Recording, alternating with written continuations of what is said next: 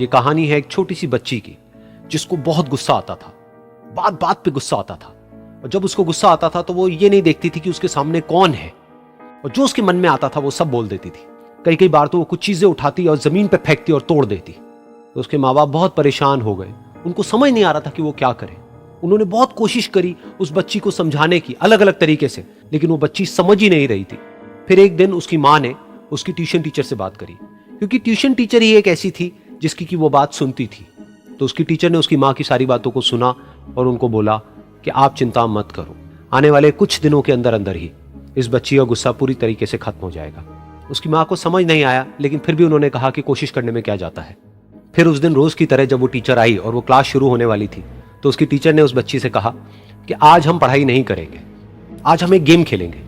तो बच्ची ये सुन करके बहुत खुश हो गई। फिर टीचर उस बच्ची के साथ में उस घर के पीछे एक दीवार के पास में जाकर के खड़ी हो गई, और उस टीचर ने उस बच्ची को कहा कि गेम ये है कि अब जब भी तुम्हें गुस्सा आए, तुम्हें कील लेनी है और यहां पर आकर के इस दीवार में गाड़ देनी है, थोड़ी सी, जितनी हो सके। फिर उस बच्ची ने टीचर से पूछा, लेकिन इससे क्या होगा? तो टीचर ने कहा कि जब ये गेम खत्म हो जाएगी तो तुम्हें एंड में एक प्राइज मिलेगा। फिर उस बच्ची ने बिल्कुल वैसा ही किया जैसे कि उस टीचर ने कहा था, यानी कि अब उसको जब भी गुस्सा आता तो वो जाती और जा करके एक कील उस दीवार में गाड़ देती।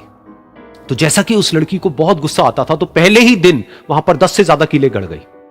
लेकिन उन कीलों को गाड़ने के लिए उसको बार बार पीछे जाना पड़ता और जा करके उस कील को गाड़ना पड़ता। तो उसके दिमाग में आया कि जितनी मेहनत मैं लगाती हूं उस कील को गाड़ने में, उससे कम मेहनत में मैं अपने गुस्से को कंट्रोल कर सकती हूं।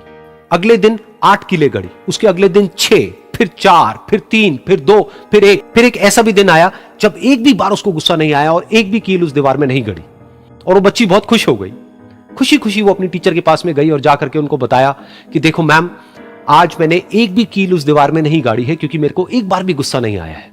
तो मैम ने उसको थोड़ी सी शाबाशी दी और मैम उसके साथ में उस दीवार के सामने जाकर के खड़ी हो गई। अब मैम ने उस बच्ची को कहा कि गेम अभी खत्म नहीं हुई है, अब तुम्हें क्या करना है कि जिस भी दिन तुमको बिल्कुल भी गुस्सा नहीं आता है, उस दिन के एंड में तुम एक कील को इस दीवार से निकाल दोगी।